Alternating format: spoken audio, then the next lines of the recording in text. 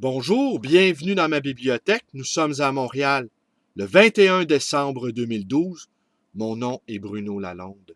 Dans la présente vidéo, je vais vous démontrer que la prophétie des Mayas n'est pas une plaisanterie. Et pour illustrer mon propos, j'ai colligé quelques statistiques que je vous livre à l'instant.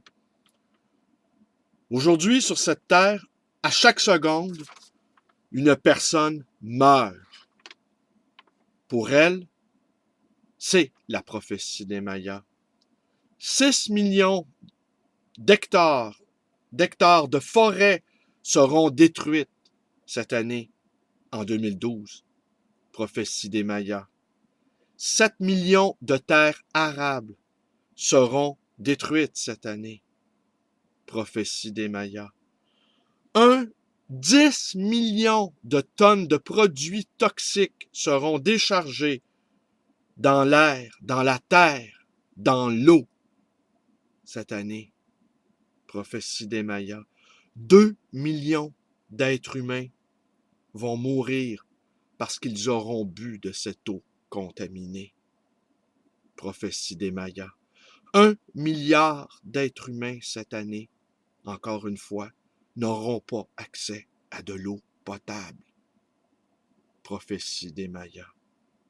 1 milliard d'êtres humains sont sous-alimentés et 1,5 milliard d'êtres humains sont suralimentés.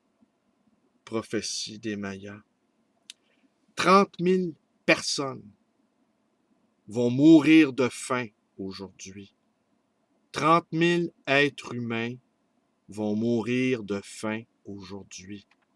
Prophétie des Mayas. 1,3 million êtres humains se sont suicidés cette année, en 2012. Prophétie des Mayas. Dont 1000 au Québec, c'est-à-dire 3 par jour se sont enlevés la vie en 2012. Prophétie des Mayas. Et 10 autres aujourd'hui, 21 décembre 2012, vont tenter de se suicider. Prophétie des Mayas. Alors tout le monde s'en donne à cœur joie aujourd'hui. Hein? L'apocalypse, tant redouté par le plus grand nombre, ne s'est pas produit. On va faire beaucoup de blagues là-dessus. Mais la prophétie des Mayas se réalise à tout moment sur cette planète. Et ce qui est le plus pitoyable, nous en sommes tous responsables. J'enchaîne avec le très beau livre d'Isabelle Desesquelles, Fahrenheit 210, que je vous montre à l'écran. Ça relate l'histoire d'une libraire professionnelle qui voit sa librairie achetée par une multinationale du divertissement et qui impose évidemment son mode de gestion. Et elle finit par quitter la librairie à bout de souffle, brisée, désillusionnée. Mais cependant, son amour pour la littérature, lui, est resté intact. Je vous lis ce qu'on y trouve en 4e de couverture. Tu l'aimes, ton travail.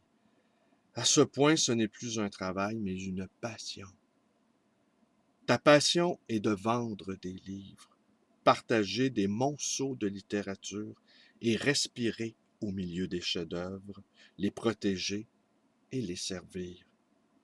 Tu lis encore, tu lis toujours, tu cherches et tu trouves une langue, des histoires, un vertige incomparable, infini, voudrais-tu.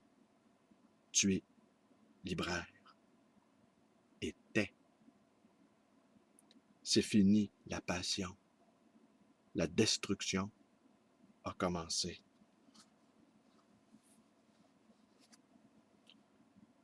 Dans ta vie de libraire, il y a eu foule de bonheur, mais il est un instant que tu élis entre tous. Parce qu'il ressemble à l'écrivain auquel va ta préférence. Parce que la vie en sort ennoblie.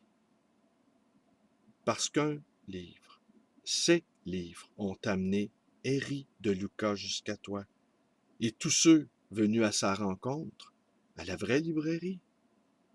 Héry de Lucas parle debout. Tu es heureuse de voir tout ce monde se presser pour lui. Héry de Lucas ne répond pas tout de suite à la question qui lui est posée. Il élude, mais rien à faire. Il faut répondre.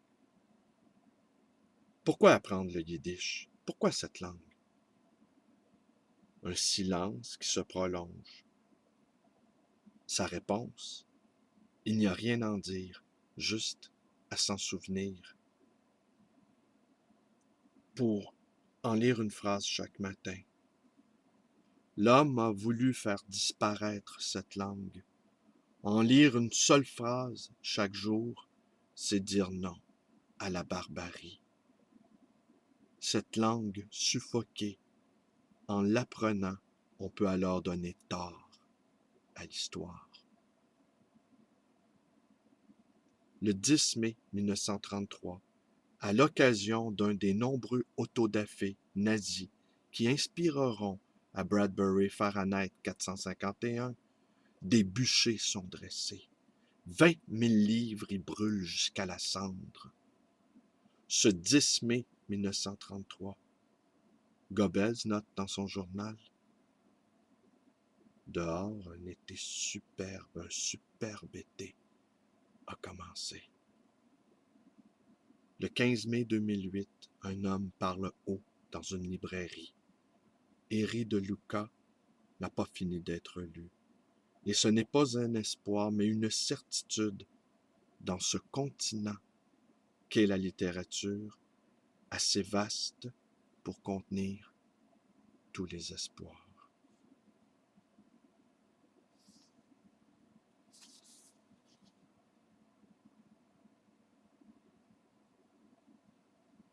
Ben voilà, c'est tout pour aujourd'hui. Alors on va beaucoup plaisanter aujourd'hui et demain on va revenir aux affaires courantes. Cette destruction de la planète se poursuit. Merci d'être avec moi. Passez une belle journée. Et oui, vous pouvez, oui, on va en profiter. Vous pouvez vous abonner à ma chaîne puisque demain nous serons encore là. Vous pouvez me téléphoner dans le 514-736-0999. Vous pouvez également me rendre visite à cette librairie d'occasion et d'ancien, le livre Voyageur. Aujourd'hui, mon ami Jean-Paul Coupal va venir m'apporter quelque chose d'assez surprenant que je vais partager avec vous le moment venu. Vous pouvez aussi vous joindre à ma page Facebook, mais je tiens à préciser que je suis un hyperactif. J'ai toujours envie de partager ce que je découvre avec vous. Mais je lis également et je regarde ce que vous mettez. Alors c'est tout. Merci, bonne journée.